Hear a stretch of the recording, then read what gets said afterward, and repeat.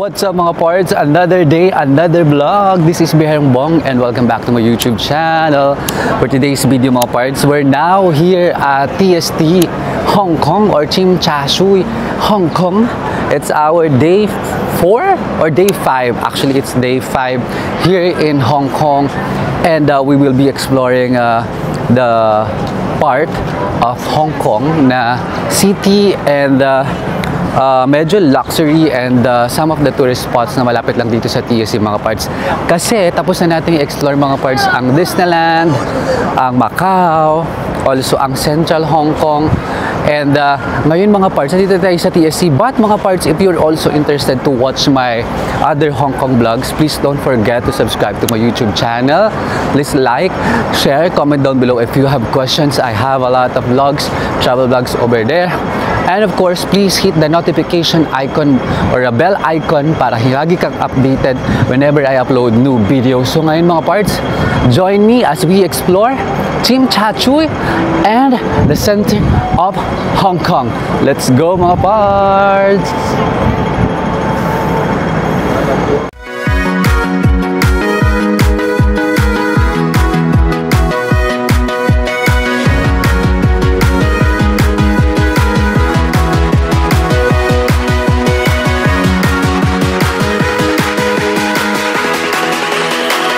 Dos, tres.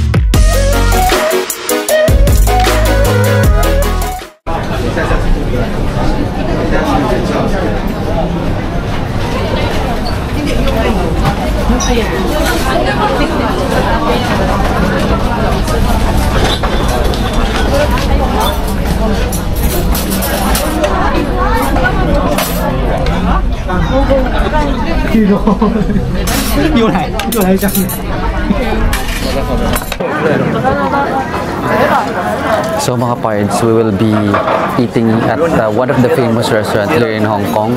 It's called Lan Hong Yuen. Sobrang dami kumakain mga parts, nakita nyo naman. And shared seating dito again. So may mga kasama kami dito. So ang orderin ko is this one. Chinese lang yung menu. But I think okay naman, may picture naman. This one and Hong Kong milk tea, and their famous actually is the French toast. So sobrang jam-pack mga parts, ang dami kumakain.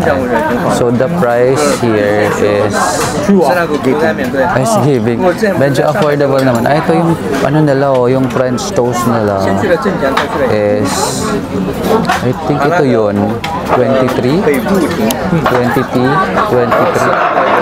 Ah, here's the English menu. So yeah mga parts, so kain na tayo. We're a little bit hungry na. Sa Lan Hong Yuen. So mga parts, by the way, itong Lan Hong Yuen ay along, nakita lang namin ito sa isang building along Nathan Road. So hindi ko siya ma-describe mga parts kasi hindi ko alam yung building, pero pababa siya sa food court na along Nathan Road. Mamaya pa nga parts, papakita ko sa inyo. Wait lang. So mga parts, matay na in-order natin. I think this is roasted pork. And syempre, don't miss to order their Hong Kong milk tea. And si Pards Jerome umorder siya ng ano to, roasted chicken na bestseller nila. So hinihintay na lang namin mga parts ay yung French toast na isa sa talagang famous nila. So let's go and let's eat mga parts. Ito yung Hong Kong milk. Oh my god mga parts, yung ano bang tawag dito? Roasted pork ba to? Oh my god, ang sarap. Ang sarap mga parts, kaya pa dami kumakain. Ayan o. Tapos may rice. And then, mga parts, yung Hong Kong style milk tea nila, walang boba.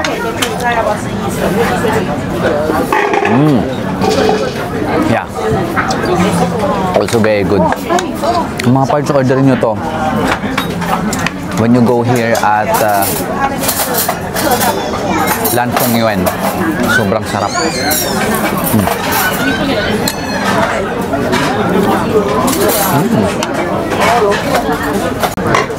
Mga parts, ito na yung French toast nila na famous. Let's taste this French. Para, and ayan, may common na naman po tayong kasama dito. So mga parts, actually, masarap yung French toast nila. Pero yun nga, dahil kumain na kami ng kanin, it's a little bit heavy na, but you put butter and also the syrup.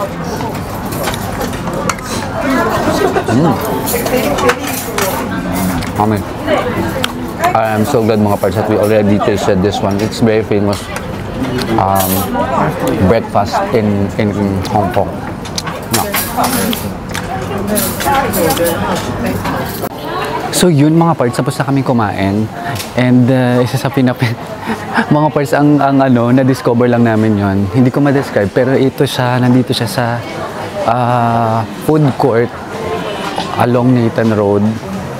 And mga parts, ang sarap. Tapos nagkaroon pa kami ng new friends, si Kim and Linda. Ito sila. I hope you're watching and you can watch this video, Kim and Linda. Nice to meet you. So, yung nabayaran namin mga parts, we paid for 210 HKD or 1,500.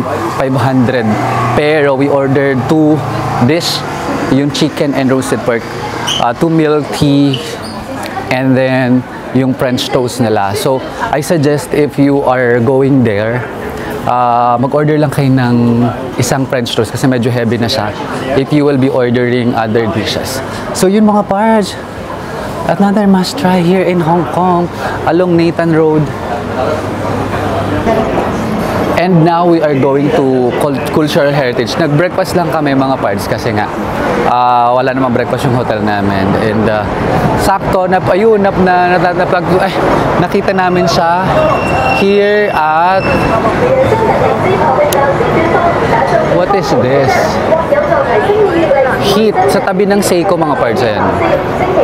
So sa Nathan Road, tabi ng Longines, Seiko, ayan, papasok kayo dyan sa entrance, may karatula naman dyan, that's yung cafes, katabi na itong drugstore na to. So, ayun, Chungking Mansion. It's Chungking Mansion pala. So, sa baba niyan mga pads, Chungking Mansion, nandyan yung Lanview Wang. So, yeah, ngayon mga parts ay punta na tayo sa Cultural Heritage and mag-picture-picture tayo. See you there mga parts! So mga parts, dito tayo ngayon sa Nathan Road, one of the famous street dito sa Tsim Sha Tsui and Hong Kong. Ang daming mga tao mga parts because it's Sunday. So nandito tayo ngayon sa Nathan Road at tapos lang namin kumain and yeah, ang daming nakapila dito sa Chow Tai Fook. Chow Tai Fook. Baka sikat yan mga parts, ang haba ng pilo.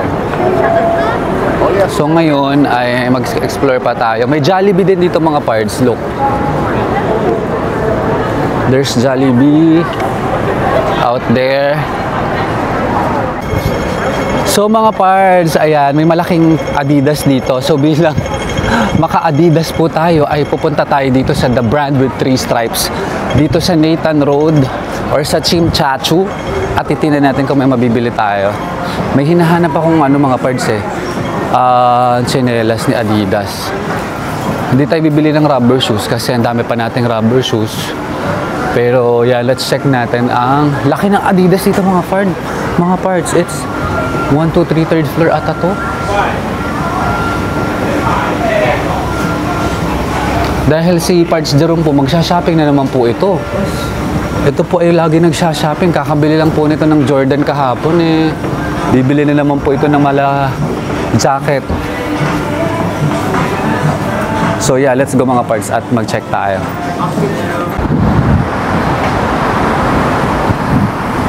So mga parts, dito sa Tsim Sha Tsui, ang dami niyong pwedeng puntahan na dikit-dikit lang. Andito yung K11, andito yung Hong Kong Cultural Heritage or Hong Kong Cultural Center. And mga parts, itong The Peninsula Hong Kong, sikat din yan for dim sum restaurant. Meron diyang kinakainan na masarap yung dim sum nila. So if you want to try or mga parts, abangan nyo if you will be trying later kasi medyo yun nga, as mentioned sa mga previous vlogs, so my vlog or our tour in Hong Kong is very spontaneous kung ano lang yung mga mapuntahan namin and kung ano lang yung top priorities namin, and on the side kung ano yung pwede pa namin ma-explore. So, wait and see kung ma-experience namin yung The Peninsula.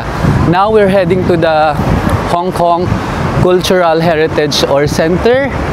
And ang lapit niya lang, nandun na yung K11, yung Luxury Mall. Andito na din yung Botanical. I think this is the... Space Museum. Yeah, the Hong Kong Space Museum. Tapat lang siya ng The Peninsula and the Hong Kong Heritage, Cultural Heritage. Nasikat-sikat yung mga picture dyan. So, tawid tayo mga parts. Let's go to the other side. It's a sunny day in Hong Kong. It's, I think, 19 degrees. It's sunny but still cold. The wind is cold. So, kaya jacket weather pa rin ang nafe-feel natin dito sa Hong Kong. So, let's go at pumunta tayo sa Cultural Heritage. So mga parts, nandito na tayo sa Hong Kong Cultural Heritage Center. Alam nyo bakit mga dito kami parts? Kasi ang daming nagpipicture dito na very Instagrammable kasi itong architectural structure nito. Ayan o. So I will try to find a good spot for the picture. Ayan o. Ayan mga parts o, yung structure kasi. So tayo din mga parts, syempre tayo papahuli sa trend. Mag-picture din tayo mga parts. Let's go!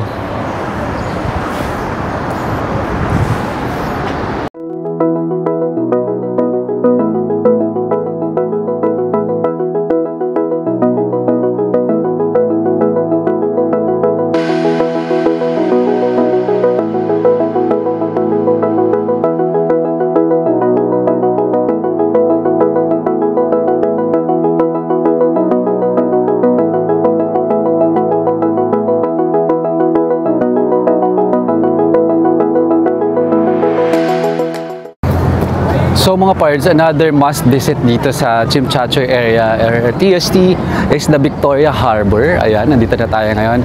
Lalakarin nyo lang yan, sobrang lapit nyo lang dun sa Cultural Heritage kung saan tayo nanggaling at kung saan tayo nag-picture-picture.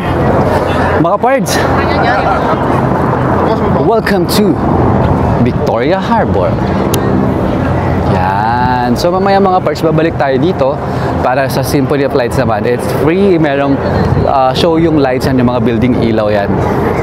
Yan. So ito ang Victoria Harbor. Ito yung mga buildings sa sikat dito mga parts eh. Yan. And then nandyan yung parang Londoy Eye nila. That's the Victoria Peak kung saan tayo nanggaling mga parts. And yan. Yung skyline na yan, it's very famous here in Hong Kong.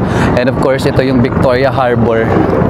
Ang maganda mo, parts, it's so clean na, tsaka walang amoy Hindi siya mabaho, hindi siya amoy dagat like, diba, usually. Alam niyo na yung sinasabi ko.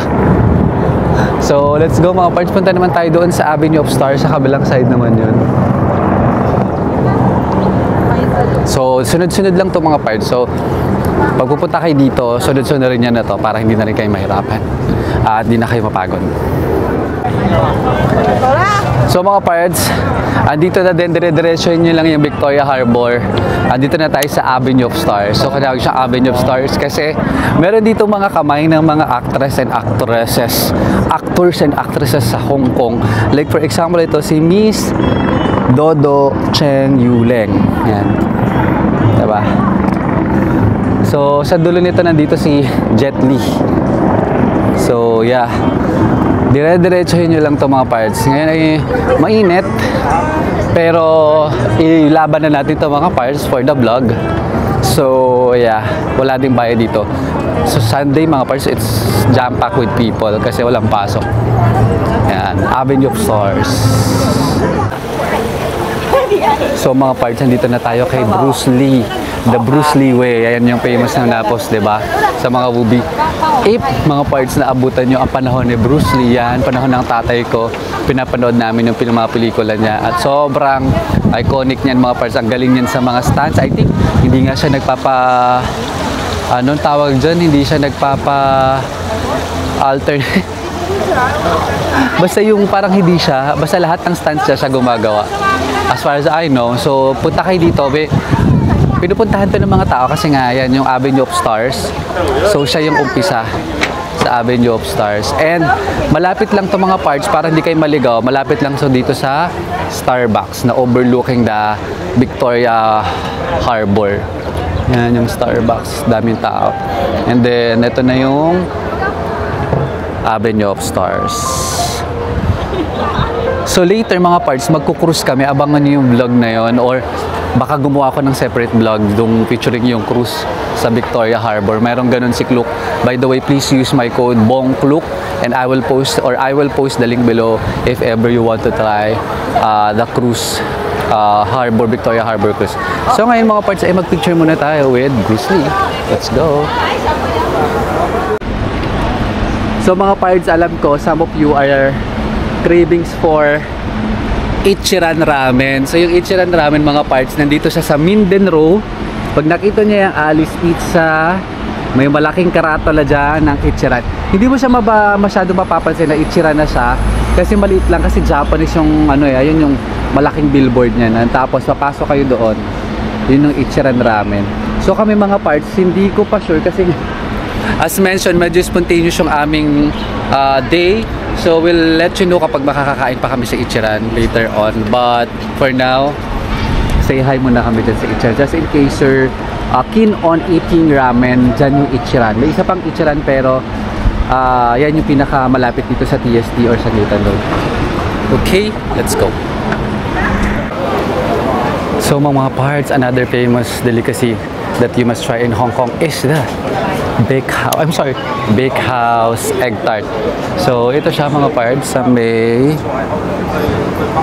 Hanko Road. Pwede siyang i-Google Maps. Mahaba lang yung pila ng mga parts. Ayan siya. Pero mabilis lang yan. Kasi lahat yan ay take away. Yan. Pinipilahan talaga ito mga parts, the Bakehouse. It's famously talaga for egg tart. Eh ako mga parts, as a person na mahilig sa egg tart, ay kailangan ko itong matikman. Kahit matagal at mahaba ang pila. So, tingnan natin kung gaano siya kakaabutin ng pila. Kasi 2 o'clock ngayon. Tingnan natin kung ilang minutes ba. Okay? Para matikman na natin to mga parts. And babalitaan ko kayo kung talagang worth it ang pagpila dito. So, ito na mga parts ang Bakehouse. Wow! Ayun! Yung famous sila mga parts is the sourdough egg tart.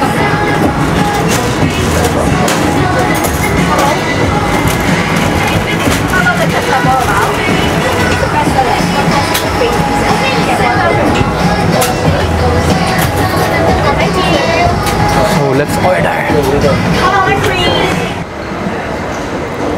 So mga parts, ito na ang the famous Bakehouse sourdough egg tart. So yun yung kakaiba mga parts sa kanilang egg tart, it's sourdough. So tikman natin mga parts kung worth it ba ang 12 Hong Kong dollars or around 88 to 90 pesos per piece. So pwede naman kayo bumili ng isa-isang piraso, pero yung box nila is box of 6. So kaya trinay na natin tong isang box.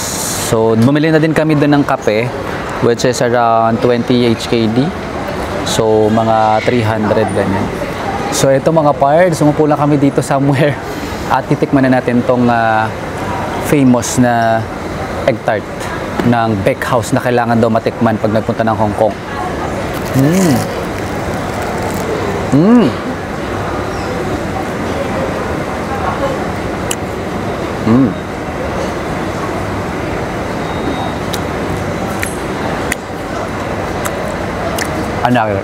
Another bite.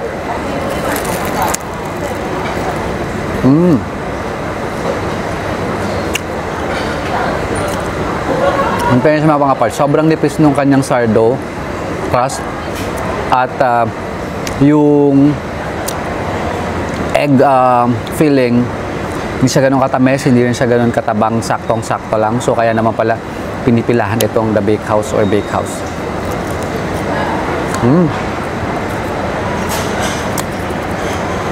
Ang maganda mga parts,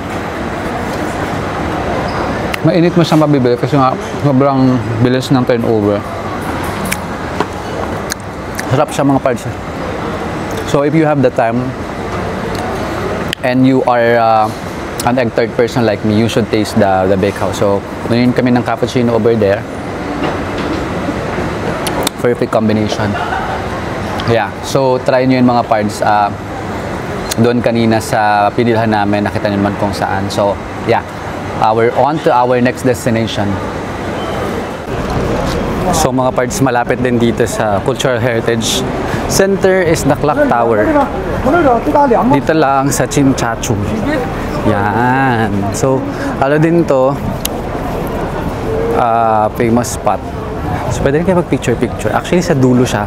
Kabilang side siya ng Avenue of Stars. So, there is the Chimchachu or TST Clock Tower. So, ang dahil ng mga turista ngayon, mga parts. Ayun, ito yung cultural heritage na pinuntahan natin kanina. And, ito lang yung the Clock Tower. So, mga parts, add nyo din yan sa inyong bucket list when you go to TST or Chimchachu. Clock Tower. Picture muna tayo. So mga parts, when in Hong Kong, don't forget to visit the K11 Musea.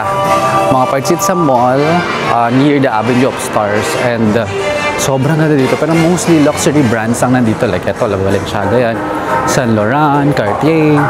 Pero yeah, maganda din puntahan nyo kasi nga ito yung pinakabagong mall dito sa Hong Kong.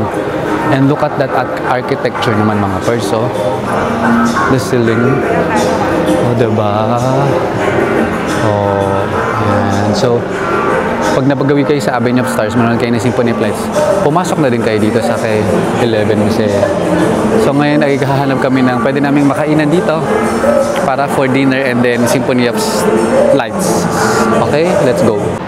And syempre mga parts, after a long day of walking and all, what is the best way to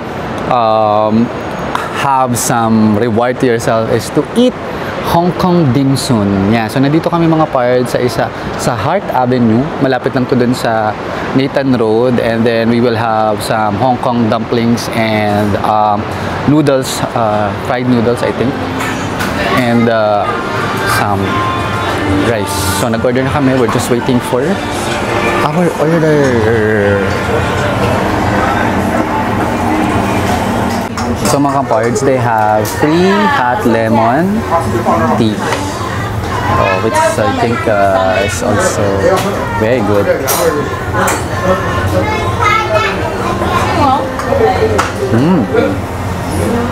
Yang sarap.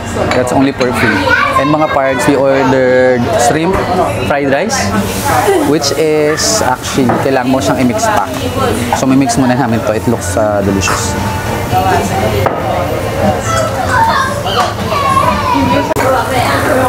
And mga parts, we ordered their bestseller beef fried noodles, which looks very yummy.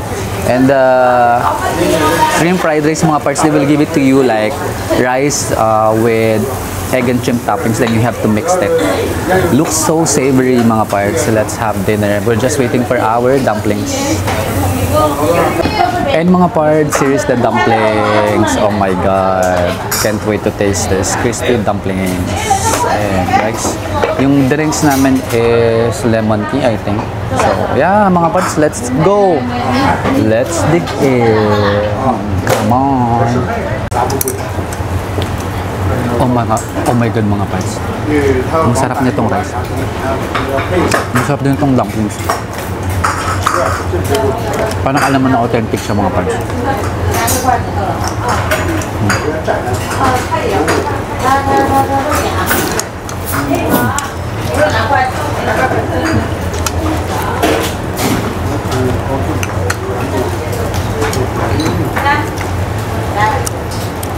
Let's taste the deep fried noodles. Oh wow, it's hot.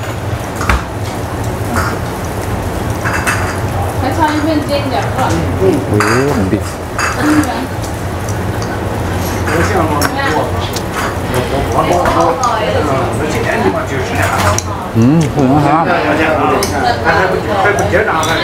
sushi. Buti na lang dito kami nag-dinner. Ano mga pres, yung pinakamaganda nangyari. It's only 184 each KD, which is 1,300 lang. Sobrang mura. So hanapin nyo itong mga parts sa likod lang ng malapit sa Ichiran. Hanoi Road. Yeah. So yun mga parts, after namin mag-dinner ay dumiretso na kami dito sa Victoria Harbor or sa Avenue of Stars para manood naman ng Symphony of Lights. Another must see and must do here in Hong Kong when you visit Hong Kong is the Symphony of Lights. So lahat ng mga buildings dito mga parts na makikita nyo later will have a parade of lights that is for free. Ayan, kaya ang dami mga tao dito ngayon, lalo ngayon, dami tao ngayon dito mga parts, lalo ngayon it's a Sunday, it's a weekend, so a lot of people are over here. So ngayon, may mga ilaw na din siya, ayan, as you can see. Ayan, diba? Hanggang dun sa dulo, it's a whole stretch of the central Hong Kong kasi nandito tayo sa Tsim Sha Tsui or TST. So, we're just waiting for the SOL to start. It will start at 8 p.m. So now it is 7:30. So hintayin lang natin dito para naka-standby na din tayo dito. For now, let's just take a rest and see what will be the surprise of the Symphony of Lights. So first time ko din to mga parts.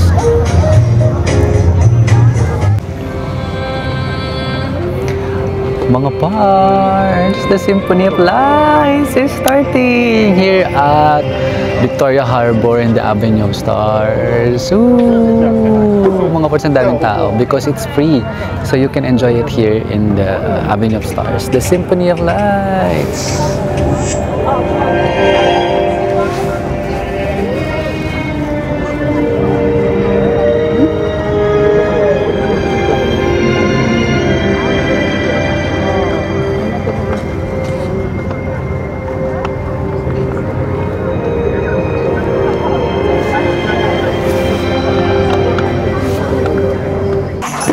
So there you have it mga parts, tapos ng ating day 5 in Hong Kong and nakita niyo naman ang aming adventure in TST or Tsim Sha Tsui mga parts. Nagpunta kami sa cultural arts, we had a lot of eatings, napuntahan namin yung bake house, also napuntahan namin yung K11 Musea at saka yung Nathan Road. We also have, we experienced the Sunset Aqualuna Cruise that is highly recommended mga parts. We also have witnessed, ako first time ko yung Symphony of Lights, and we had dinner dun sa authentic Hong Kong restaurant and of course plus shopping yan napunta namin. At saka nakainan namin ng breakfast yung isa sa sikat na pinupuntahan sa Hong Kong. So yun mga parts, I hope ay nagkaroon kayo ng idea if ever you're going to TST or Tsim Sha Tsui, and yun yung suggestion ko mga parts. If you have limited time, mag-focus lang kayo or targeted lang yung mga pupuntahan nyo, yung mga gusto talaga yung puntahan kasi sobrang daming pwedeng puntahan, sobrang daming pwede nyo kainan dito sa Hong Kong. Madami pa kami mga hindi nagustuhan, madami pa kami hindi napuntahan and marami pa kami hindi nakainan. There's a lot of things that still to do in Hong Kong. Siguro babalik na lang tayo mga parts. But for our travel, in TST, for me, the best yung Sunset Aqualuna Cruise, and you should try it. And if you're keen on trying that one mga parts, please use my code. Binook lang namin sa Klook Bong Klook, or I will post the link below. But sa mga parts natin dyan na hindi pa nakasubscribe sa aking YouTube channel, please subscribe, please like, share, comment down below mga parts if you have questions, and hit the bell icon so that you'll always be updated whenever I upload new videos. And please follow me on my social media accounts, Facebook, Instagram, and also in TikTok, also at Biherong Bong. So yung mga parts, hanggang sa mga susunod kong YouTube videos, stay safe and healthy. Bye!